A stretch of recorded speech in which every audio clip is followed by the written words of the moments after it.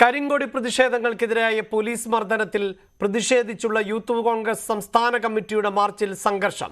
Police 5 തവണ ജലപീരങ്കി പ്രയോഗിച്ചു. പോലീസിന് നേരെ വ്യാപകമായ കല്ലേറുണ്ടായി. സെക്രട്ടേറിയറ്റിന്റെ മതിൽ ചാടിക്കടക്കാനുള്ള ശ്രമം പോലീസ് തടഞ്ഞതോടെ കമ്പുകളും വടികളുമായി പ്രവർത്തകർ പോലീസിനെ ആക്രമിച്ചു.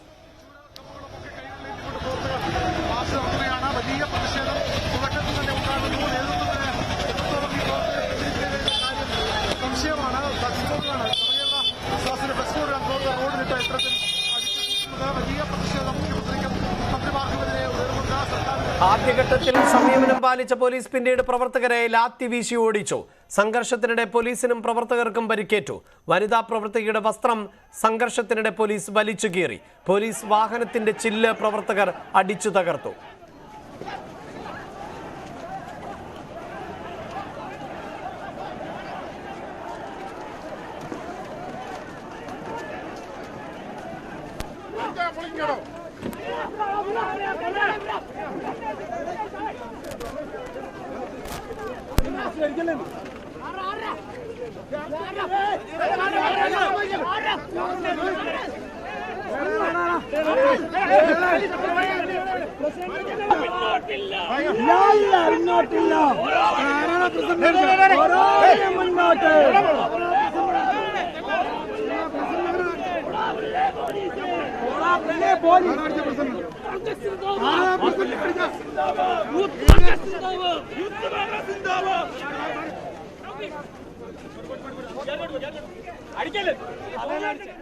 പോലീസിനെ ആക്രമിച്ച പ്രവർത്തകർ സെക്രട്ടേറിയറ്റിന് എതിർവശത്തുള്ള കെട്ടിടത്തിൽ ഒളിച്ചതായി പോലീസ് ആരോപിച്ചു. പ്രവർത്തകരെ പിടികൂടാനുള്ള പോലീസിന്റെ ശ്രമം പ്രവർത്തകർ ചെറുത്തത് വലിയ വാക്കേറ്റത്തിനും ഇടയാക്കി.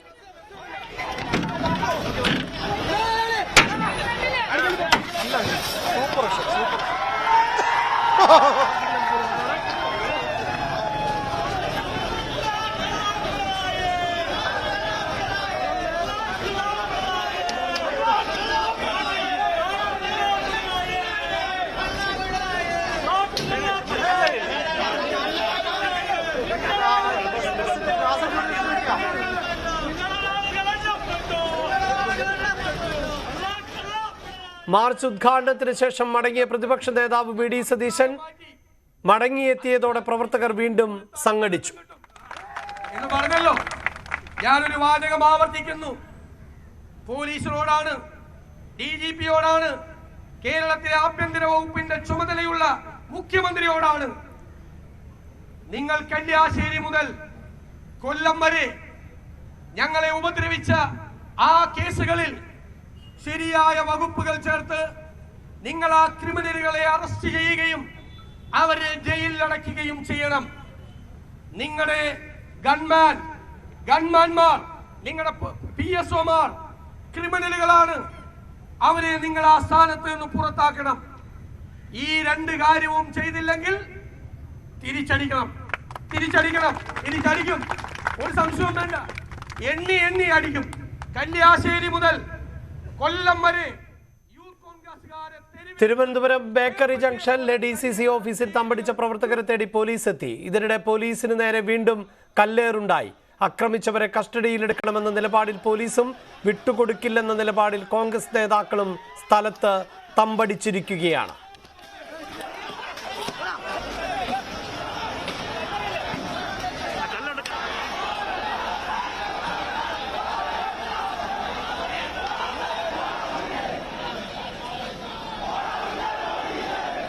വാർത്തയുടെ വിശദാംശങ്ങളുമായി VV അരുൺ ചേരുന്നുണ്ട്. അരുൺ, മണിക്കൂറുകൾ നീണ്ട സംഘർഷം, തെരുവ് യുദ്ധത്തിന് സമാനമായ സാഹചര്യം, അതിന് അയവ് വന്നു. പക്ഷേ ഇപ്പോഴും DCC ഓഫീസിന് മുന്നിൽ പോലീസ് നിലയുറപ്പിച്ചിട്ടുണ്ട്. പ്രവർത്തകരും അവിടെ തന്നെ തുടരുകയാണല്ലോ.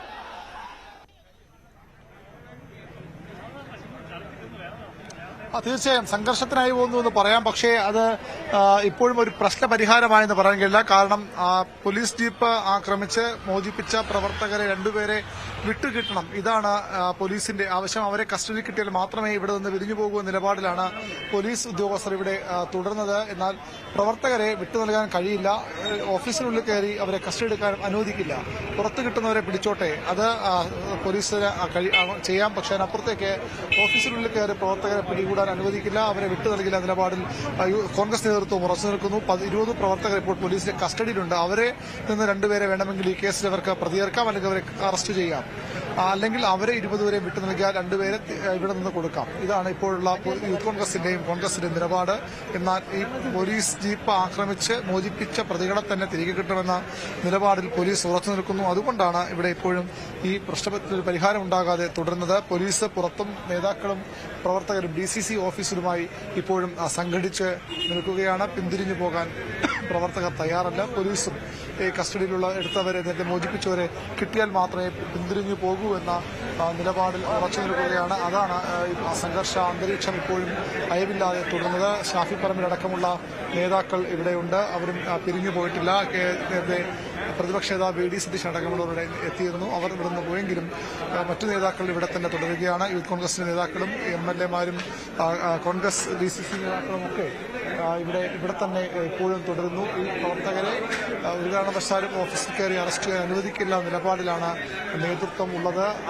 അവരെ സംരക്ഷിക്കുമെന്ന് പറഞ്ഞുകൊണ്ട് തന്നെയാണ് നേതൃത്വം ഇവിടെ തുടരുന്നത്. എന്നാൽ പോലീസ് വാഹനം, പോലീസിന്റെ പിങ്ക് പോലീസിന്റെ വാഹനം ആക്രമിച്ച് മോചിപ്പിച്ച പ്രതികളെ വിട്ടുകൊടുക്കാതെ ഇവിടെ നിന്ന് പിരിഞ്ഞു പോകില്ല എന്ന നിലപാട് ആവർത്തിച്ച് പോലീസ് നിർന്നതോടുകൂടിയാണ് DCC ഓഫീസിന് മുന്നിൽ ഇപ്പോഴും ഒരു സംഘർഷ സമാനമായ അന്തരീക്ഷം തുടരുന്നത്. അല്ലെങ്കിൽ ഏത് സമയവും സംഘർഷത്തിലേക്ക് പോകാവുന്ന സാഹചര്യം തുടരുന്നത്. യുദ്ധസമാനമായ സാഹചര്യമായിരുന്നു തിരുവനന്തപുരം നഗരത്തിൽ അല്പസമയം മുമ്പ് വരെ, പ്രത്യേകിച്ച് സെക്രട്ടേറിയറ്റിന് പരിസര പ്രദേശങ്ങളിൽ. അതേസമയം ഇപ്പോഴും DCC ഓഫീസിന് മുന്നിൽ പ്രവർത്തകർ നിലയുറപ്പിച്ചിട്ടുണ്ട്. പോലീസും തുടരുകയാണ്. യൂത്ത് കോൺഗ്രസ് പ്രവർത്തകരെ തല്ലിച്ചതച്ച മുഖ്യമന്ത്രിയുടെ ഗൺമാനെ പുറത്താക്കണമെന്ന് പ്രതിപക്ഷ നേതാവ് VD സതീശൻ. അക്രമികൾക്കെതിരെ നടപടിയെടുത്തില്ലെങ്കിൽ നിയമം കയ്യിലെടുക്കും. മുഖ്യമന്ത്രിയാണ് കലാപാഹ്വാനം നടത്തിയത് എന്നും തിരിച്ചടിക്കാൻ കഴിവുണ്ട് എന്നും VD സതീശൻ പറഞ്ഞു. ഞങ്ങളെ കൊണ്ട് നിയമം കയ്യിലെടുപ്പിക്കരുത്. ഞങ്ങൾ നിയമം കയ്യിലെടുക്കും. ഞങ്ങൾക്കും പറ്റും. ഈ അടിച്ച ആളുകളെയൊക്കെ തിരിച്ചടിക്കാൻ ഞങ്ങൾക്ക് പറ്റും. ഞങ്ങളെ കൊണ്ട് അത് ചെയ്യിക്കരുത്. തെരുവിലേക്ക് ഇത് വലിച്ചഴക്കരുതെന്നാണ് ഞങ്ങൾ ആഗ്രഹിക്കുന്നത്. അപ്പോൾ പോലീസ് മാന്യമായിട്ട് കേസെടുക്കണം. ആരാണ് കുറ്റവാളികളെന്ന് വെച്ചാൽ അവരെ കൊണ്ടുവരണം. മുഖ്യമന്ത്രിയുടെ ഗൺമാനെ പുറത്താക്കണം. മുഖ്യമന്ത്രിയുടെ ഗൺമാൻ അധികാരം ദുരുപയോഗം ചെയ്തുകൊണ്ടാണ് ക്രൂരമായ ആളുകളെ മർദ്ദിച്ചത്. മുഖ്യമന്ത്രി പോയി കഴിഞ്ഞിട്ട് വന്ന വാഹനത്തിൽ നിന്ന് ഇറങ്ങിയാണ് മർദ്ദിച്ചത്. മുഖ്യമന്ത്രി ഇതൊന്നും കാണൂല. ഈ ക്രിമിനലുകളെ, ഈ നാണമുണ്ടോ മുഖ്യമന്ത്രിക്ക് ഈ കസേരയിലിരിക്കാൻ? കേരളത്തിലെ ആഭ്യന്തര വകുപ്പിന്റെ ചുമതലയുള്ള മുഖ്യമന്ത്രിയാണ്. കേരളത്തിലെ അറിയപ്പെടുന്ന ക്രിമിനലുകൾ അവരെ തെരുവിലിറക്കിയിട്ടാണ് അദ്ദേഹത്തിന് സംരക്ഷണം. അപ്പോൾ പോലീസിൽ വിശ്വാസമില്ല മുഖ്യമന്ത്രിക്ക്. അപ്പോൾ അത് ഞങ്ങൾ ശക്തമായ സമരപരിപാടികളും ശക്തമായ പ്രതികരണങ്ങളും കോൺഗ്രസിന്റെ ഭാഗത്തുനിന്ന് ഉണ്ടാവും, ഒരു സംശയം വേണ്ട. കോൺഗ്രസ് പ്രവർത്തകരെ അടിച്ചാൽ തിരിച്ചടിക്കുമെന്ന പ്രതിപക്ഷ നേതാവ് VD സതീശന്റെ പരാമർശത്തിന് മറുപടിയുമായി LDF കൺവീനർ EP ജയരാജൻ. എണ്ണി തിരിച്ചടിക്കാൻ മറുഭാഗത്തും ആളുണ്ടെന്ന് സതീശൻ ഓർക്കണം. തല്ലാൻ വരുമ്പോൾ ഞങ്ങൾ പുറം കാണിച്ചു തരില്ല. സതീശൻ ഇരിക്കുന്ന സ്ഥാനം മനസ്സിലാക്കി സംസാരിക്കണമെന്നും EP ജയരാജൻ പറഞ്ഞു. സതീശൻ പത്രസമ്മേളനം നടത്തി എണ്ണി തിരിച്ചടിക്കാൻ പുറപ്പെടുമ്പോൾ സതീശ എണ്ണി കണക്ക് തീർക്കാൻ മറുഭാഗം ഉണ്ടാകും നോക്കിക്കോ. അഹങ്കാരത്തിനും ധിക്കാരത്തിനും ഒരു പരിധിയുണ്ട്. അതുകൊണ്ട് ഇരിക്കുന്ന സ്ഥാനത്തെക്കുറിച്ച് ആലോചിച്ച് പ്രഖ്യാപനം നടത്താം. നിങ്ങൾ അടിക്കാൻ വരുമ്പോൾ എല്ലാവരും പുറം കാണിച്ചു തരുമെന്ന് ധരിക്കണ്ട. അതുകൊണ്ട് ആ പ്രഖ്യാപനം തന്നെ ഞാനിവിടെ പറഞ്ഞതുപോലെ സംഘടനവും ഉണ്ടാക്കാനാണ്. അതുകൊണ്ട് ഇത്തരം പ്രവണതകളിൽ നിന്ന് കേരളത്തിന്റെ പ്രതിപക്ഷ നേതാവാണ് എന്ന കാര്യം മനസ്സിലാക്കി പിന്തിരിയുക. ഇടവേള.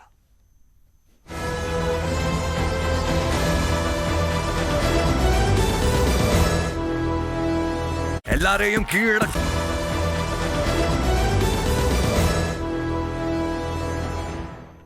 സുധാകരന്റെ ഗവർണർ അനുകൂല പ്രസ്താവന ആയുധമാക്കി CPIM. സുധാകരൻ കാവ്യവൽക്കരണത്തിന് കൂട്ടുനിൽക്കുന്നുവെന്ന് സംസ്ഥാന സെക്രട്ടറി MV ഗോവിന്ദൻ പറഞ്ഞു.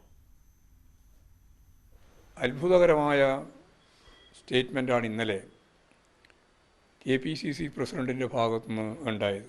ഇപ്പോൾ പരസ്യമായിട്ട് പറഞ്ഞിരിക്കുകയാണ് RSSൻ്റെ കൊള്ളാവുന്ന ആളുകളെയെല്ലാം സെനറ്റിലേക്ക് നോമിനേറ്റ് ചെയ്തിട്ടുള്ള ഗവർണറുടെ നിലപാട് പൂർണ്ണമായിട്ടും ശരിയാണ് എന്നാണ്. സുധാകരനെ പോലെയുള്ള KPCC പ്രസിഡന്റ് ഇതിനെല്ലാം വെള്ളപൂശി കാവ്യവൽക്കരിക്കുന്നതിന് വേണ്ടി പൂർണ്ണമായിട്ടും കൂട്ടുനിൽക്കുന്നു എന്ന് വരുമ്പോൾ കോൺഗ്രസ്സിലുള്ള ഞങ്ങൾ പൂർണ്ണമായിട്ടും കോൺഗ്രസ് ഈ സുധാകരൻ പറയുന്നതിനോടൊപ്പമാണെന്നുള്ള ധാരണയിലല്ല ഞങ്ങളുള്ളത്. എന്നാൽ കോൺഗ്രസ്സിലുള്ള മതനിരപേക്ഷ ഉള്ളടക്കം നിലനിൽക്കണം, മതനിരപേക്ഷതയെ കാത്തുസൂക്ഷിക്കണം, വർഗീയ ശക്തികൾക്ക് ഒരു വിളനിലമാക്കി കേരളത്തെയും അതിൻ്റെ ഭാഗമായിട്ടുള്ള യൂണിവേഴ്സിറ്റികളെയും മാറ്റാൻ അനുവദിക്കില്ല എന്ന് കാണുന്ന ജനാധിപത്യ വിശ്വാസികളായ കോൺഗ്രസ്സുകാർ ഉൾപ്പെടെ ഈ KPCC പ്രസിഡന്റിൻ്റെ ഈ നിലപാടിനെതിരായിട്ട് മുന്നോട്ടേക്ക് വരുമെന്ന് തന്നെയാണ് ഞാൻ പ്രതീക്ഷിക്കുന്നത്. അതേസമയം കെ സുധാകരൻ പറഞ്ഞത് അദ്ദേഹം തന്നെ തിരുത്തി വ്യക്തത വരുത്തിയിട്ടുണ്ട് എന്ന് പ്രതിപക്ഷ നേതാവ് VD സതീശൻ. താൻ സുധാകരനുമായി സംസാരിച്ചു. ഗവർണർക്ക് ഞങ്ങൾ ഒരു പേരും കൊടുക്കില്ല, രാഷ്ട്രീയത്തിന്റെ നിറം നോക്കാതെ കൊള്ളാവുന്നവരെ വെക്കണം എന്നാണ് പ്രതിപക്ഷത്തിന്റെ നിലപാട് എന്നും സതീശൻ പ്രതികരിച്ചു. തിരുത്തിയല്ലോ, നമുക്കിപ്പോൾ സംസാരിക്കുമ്പോൾ ചിലപ്പോൾ നമ്മൾ ഉദ്ദേശിക്കാത്ത തരത്തിൽ കാര്യങ്ങൾ വരുമ്പോൾ നമ്മളത് കറക്റ്റ് അതിനെല്ലാം അപ്പം തന്നെ തിരുത്തുക. അത് ചൂണ്ടിക്കാണിച്ച് കൊടുക്കാൻ പറഞ്ഞുള്ള ഒരു അപകടം അദ്ദേഹത്തിന് മനസ്സിലാവുകയും അദ്ദേഹം അത് കൃത്യമായി ചെയ്യുകയും ചെയ്തു. അദ്ദേഹം അത് ക്ലാരിഫൈ ചെയ്തു. അത് പറഞ്ഞപ്പോൾ അങ്ങനെ ആയിപ്പോയതാണ്. അദ്ദേഹം അത് ക്ലാരിഫൈ ചെയ്തു, അദ്ദേഹം അത് തിരുത്തി.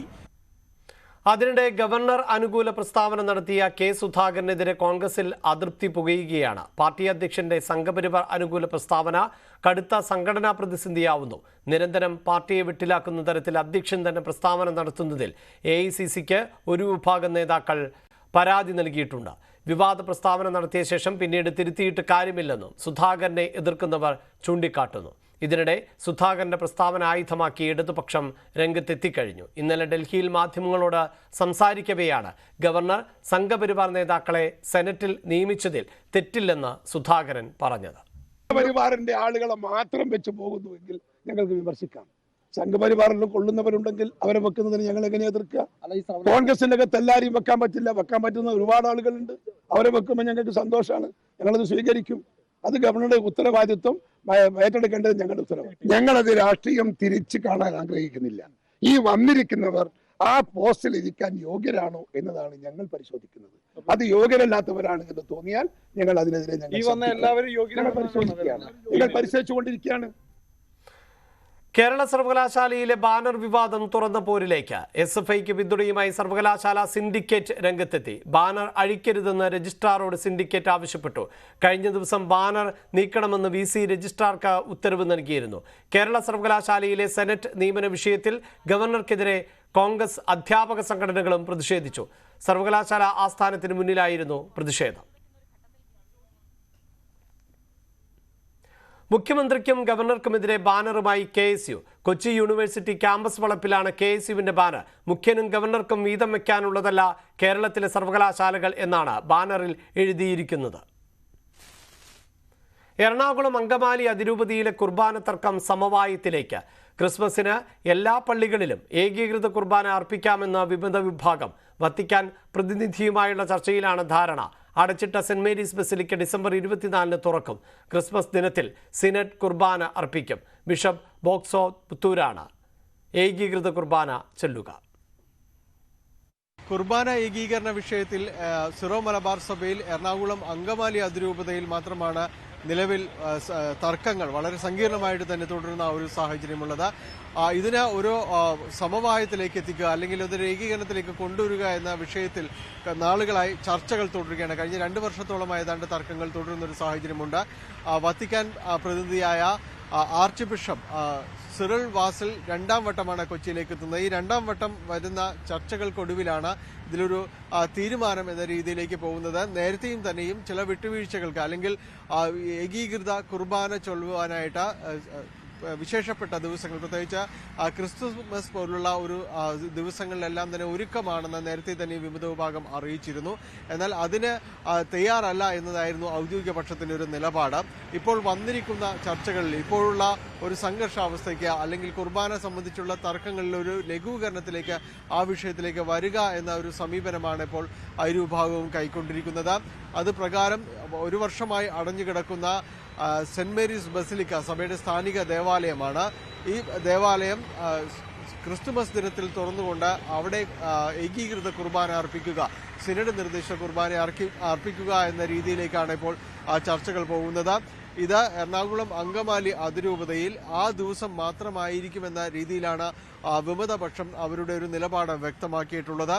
എന്നാൽ ഔദ്യോഗികമായ വത്തിക്കാന്റെ ഒരു നിലപാട് തുടർന്ന് അങ്ങോട്ട് ക്രിസ്തുമസ് ദിനം മുതൽ തുടർന്ന് എല്ലാ ദിവസവും സിനഡ് കുർബാന മാത്രമേ അർപ്പിക്കാൻ കഴിയൂ എന്നതാണ് നേരത്തെ ഉണ്ടായിരുന്ന നിലപാട്. അത്തരമൊരു പ്രഖ്യാപിത നിലപാടിൽ നിന്ന് ഇപ്പോൾ പിന്നാക്കം പോയിട്ടുണ്ടോ എന്നത് സംബന്ധിച്ചൊരു വിശദീകരണം സഭയുടെ ഭാഗത്തു നിന്ന് ഔദ്യോഗികമായി വന്നിട്ടില്ല എങ്കിൽ കൂടിയും ചർച്ചകളിൽ വന്നിട്ടുള്ളത് ക്രിസ്മസ് ദിനത്തിൽ ഒരു വിട്ടുവീഴ്ച എന്ന രീതിയിൽ, അല്ലെങ്കിൽ ക്രിസ്മസ് ദിനത്തിൽ സഭയുടെ നിർദ്ദേശം, മാർപ്പാപ്പയുടെ നിർദ്ദേശം അനുസരിക്കുക എന്ന നിലപാടിലേക്ക് വിമത വിഭാഗം എത്തിയിട്ടുണ്ട് എന്നതാണ് മനസ്സിലാക്കാൻ സാധിക്കുന്നത്. അതനുസരിച്ച് എറണാകുളം അങ്കമാലി അതിരൂപതയിൽ മുഴുവൻ സ്ഥലങ്ങളിലും തന്നെയും ഏകീകരിച്ച കുർബാന അർപ്പിക്കുക എന്ന നിലപാടിലേക്ക് എത്തിയിട്ടുണ്ട്.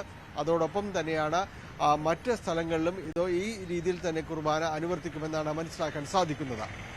ഉപരാഷ്ട്രപതിയെ പരിഹസിച്ച തൃണമൂൽ കോൺഗ്രസ് MP കല്യാൺ ബാനർജിയുടെ നടപടി ആയുധമാക്കി BJP. ഉപരാഷ്ട്രപതിയെ ആക്ഷേപിച്ചതിനെതിരെ രാജ്യസഭയിൽ BJP MPമാർ രംഗത്ത് വന്നു. ജനപ്രതിനിധികൾ പരിധി വിടരുത് എന്ന് രാഷ്ട്രപതി ദ്രൗപദി മുർമു അഭിപ്രായപ്പെട്ടു. ഉപരാഷ്ട്രപതിയെ പിന്തുണച്ച പ്രധാനമന്ത്രിയും ലോക്സഭാ സ്പീക്കറും രംഗത്തെത്തി. അതേസമയം വ്യക്തിപരമായ അധിക്ഷേപം ആണെങ്കിൽ സഹിക്കുമായിരുന്നുവെന്നും തന്റെ പദവിയെയും തന്റെ സമുദായത്തോടുമുള്ള അപമാനമാണിത് എന്നും ഉപരാഷ്ട്രപതി ജഗ്ദീപ് ധൻഖർ പറഞ്ഞു. ഇത് സംബന്ധിച്ച ചോദ്യത്തോട് പ്രതികരിക്കാൻ രാഹുൽ ഗാന്ധി തയ്യാറായില്ല. ആരെയും വേദനിപ്പിക്കാൻ ഉദ്ദേശിച്ചിരുന്നില്ല എന്നായിരുന്നു MP കല്യാൺ ബാനർജിയുടെ പ്രതികരണം. സസ്പെൻഷൻ നടപടിയിൽ പാർലമെന്റ് ഇന്നും പ്രക്ഷുബ്ധമായി. പ്രതിപക്ഷ ബഹളത്തിൽ രാജ്യസഭയും ലോക്സഭയും പലതവണ തടസ്സപ്പെട്ടു. രാവിലെ ഗാന്ധി പ്രതിമയ്ക്ക് മുന്നിൽ സസ്പെൻഷനിലായ MPമാർ പ്രതിഷേധിച്ചു.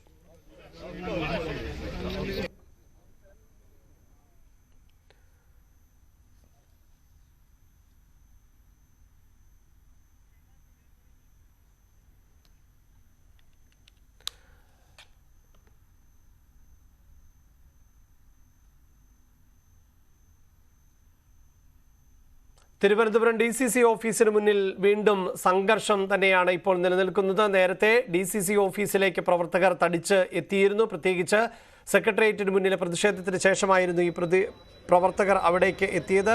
പ്രവർത്തകരെ ഉൾപ്പെടെ അറസ്റ്റ് ചെയ്ത് നീക്കാനായി പോലീസും എത്തിയിരുന്നു. ഇപ്പോഴും പ്രവർത്തകർ DCC ഓഫീസിന് മുന്നിൽ നിലയുറപ്പിച്ചിരിക്കുകയാണ്. പോലീസ് മറുഭാഗത്ത് തുടരുകയും ചെയ്യുന്നുണ്ട്. ഡാൻ ആണ് ചേരുന്നത്. ഡാൻ, നിലവിൽ ദൃശ്യങ്ങളിൽ സംഘർഷം ഇല്ല. എന്താണിപ്പോൾ അവിടെ സംഘർഷ സാധ്യതയ്ക്കുണ്ടായ സാഹചര്യം? അറസ്റ്റ് ചെയ്യുന്ന തരത്തിലേക്കാണ് പോലീസ് നടപടികൾ. ഇന്ത്യൻ ശിക്ഷാ നിയമത്തിലെ 353 വകുപ്പ് ചുമത്തിക്കൊണ്ട് ഔദ്യോഗിക കൃത്യനിർവഹണം തടസ്സപ്പെടുത്തിയതിനാണ് കേസ് രജിസ്റ്റർ ചെയ്തിരിക്കുന്നത്. അതുമായി ബന്ധപ്പെട്ട് കണ്ടാൽ അറിയാവുന്ന 3 പേരെ ഒരുപക്ഷെ ഇവിടെ നിന്ന് അറസ്റ്റ് ചെയ്യുന്നത് പോകാനാണ് സാധ്യത. അതുമായി ബന്ധപ്പെട്ട ചർച്ചകളാണ്. DCC ഓഫീസാണ്. അതിനുള്ളിൽ കയറി അറസ്റ്റ് ചെയ്താൽ വിവാദങ്ങൾ ഉണ്ടാകുന്ന സാഹചര്യം ഉണ്ടാകും. അതുകൊണ്ട് പോലീസ് കാത്തു നിൽക്കുകയാണ് പ്രവർത്തകർ പുറത്തേക്ക് എത്തുന്നതിന് വേണ്ടി. എന്തായാലും കേസ് ചുമത്തിയിരിക്കുന്നു. ഇന്ത്യൻ ശിക്ഷാ നിയമത്തിലെ 353 വകുപ്പ് ചുമത്തിയിട്ടുണ്ട്. 147 വകുപ്പും ഉണ്ട് എന്നാണ് നമുക്ക് മനസ്സിലാക്കാൻ കഴിയുന്നത്. എന്തായാലും 2 പേരെയോ 3 പേരെയോ ഇവിടെ നിന്ന് അറസ്റ്റ് ചെയ്തുകൊണ്ട് പോകാനുള്ള നീക്കമാണ് ഇപ്പോൾ പോലീസ് നടത്തിക്കൊണ്ടിരിക്കുന്നത്. നേരത്തെ ഏതാനും ചില പോലീസുകാർ പുറത്ത് നിൽക്കുന്നത് കണ്ടിരുന്നു. മാത്രമല്ല, ഈ പോലീസ് ആ സമയത്ത് വലിയ ആവേശത്തോടെയാണ് എത്തിയത് എങ്കിലും അകത്തേക്കൊന്നും കടക്കാൻ സാധിച്ചില്ല. പിന്നീട് പുറത്ത് തന്നെ നിലയുറപ്പിച്ച സാഹചര്യം ഉണ്ടാകുന്നു. ഇപ്പോൾ പാർട്ടി നേതാക്കളുമായി പോലീസ് ആശയവിനിമയം നടത്തുന്നു. അങ്ങനെ ഒരു ധാരണപ്പുറത്ത് അറസ്റ്റിലേക്ക് എന്നതാണോ മനസ്സിലാക്കേണ്ടത്? തീർച്ചയായിട്ടും അത്തരത്തിലൊരു നീക്കമായിരിക്കും നടത്തുക. കന്റോൺമെന്റ് അസിസ്റ്റന്റ് കമ്മീഷണർ സ്റ്റുവർട്ട് കില്ലന്റെ നേതൃത്വത്തിലുള്ള പോലീസ് സംഘം DCC നേതാക്കളുമായും KPCC ഭാരവാഹികളുമായി ചർച്ച നടത്തിയാണ് ഈ പ്രവർത്തകരെ, അതായത് പോലീസ് വാഹനങ്ങൾ ആക്രമിക്കുകയും കന്റോൺമെന്റ് SI ദിൽജിത്ത് ഉൾപ്പെടെയുള്ളവർക്ക് പരിക്കേൽക്കുകയും ചെയ്ത സാഹചര്യമുണ്ട്. അതുകൊണ്ട് അവർക്ക് നടപടികൾ എടുക്കാതിരിക്കാൻ കഴിയാത്ത ഒരു പശ്ചാത്തലമുണ്ട്. ആ പശ്ചാത്തലത്തിലാണ് ഈ പോലീസ് അറസ്റ്റിലേക്ക് നീങ്ങുന്നത്. 2 പേരെ പിടികൂടുന്നതിന് വേണ്ടിയിട്ടുള്ള നീക്കമാണ് നടത്തുന്നത്. അതുമായി ബന്ധപ്പെട്ട വകുപ്പുകൾ ചുമത്തിയിരിക്കുന്നു. ഒരുപക്ഷെ ഇപ്പോൾ തന്നെ അവരെ ഇവിടുന്ന് അറസ്റ്റ് ചെയ്തുകൊണ്ട് പോകാനാണ് സാധ്യത. പോലീസ് ഉദ്യോഗസ്ഥർ, കന്റോൺമെന്റ് അസിസ്റ്റന്റ് കമ്മീഷണർ നേതൃത്വത്തിലുള്ള പോലീസ് സംഘം DCC ഭാരവാഹികളുമായി അടക്കം ഇപ്പോൾ വീണ്ടും ചർച്ച നടത്തുന്ന സാഹചര്യമാണുള്ളത്. എന്തായാലും പോലീസ് ഉദ്യോഗസ്ഥർ DCC നേതാക്കളുമായി ചർച്ച നടത്തുകയാണ്. അതിനുശേഷം ഈ പോലീസ് വാഹനം തടഞ്ഞവരെ ഉൾപ്പെടെ പോലീസ് വാഹനത്തിന് നേരെ അതിക്രമം നടത്തിയവരെ ഉൾപ്പെടെ അറസ്റ്റ് ചെയ്യാനുള്ള നീക്കം എന്നുള്ളതാണ് അറിയുന്നത്. പാർട്ടി ഓഫീസിനകത്ത് കയറി ആരെയും അറസ്റ്റ് ചെയ്യാൻ അനുവദിക്കില്ല എന്ന് നേരത്തെ പ്രതിപക്ഷ നേതാവ് അടക്കം വ്യക്തമാക്കിയ സാഹചര്യമുണ്ട്. ഇപ്പോൾ നേതാക്കളുമായി പോലീസ് ആശയവിനിമയം നടത്തുന്നുണ്ട്. ഷാഫി പറമ്പിൽ ഉൾപ്പെടെ ഉള്ളവരെ നമുക്ക് ദൃശ്യങ്ങളിൽ കാണാൻ സാധിക്കുന്നുണ്ട്.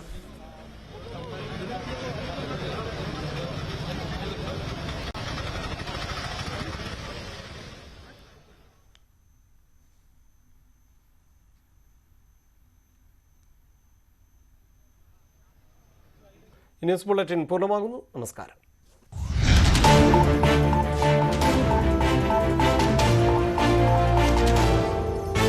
ഈ പരിപാടി നിങ്ങളാണ്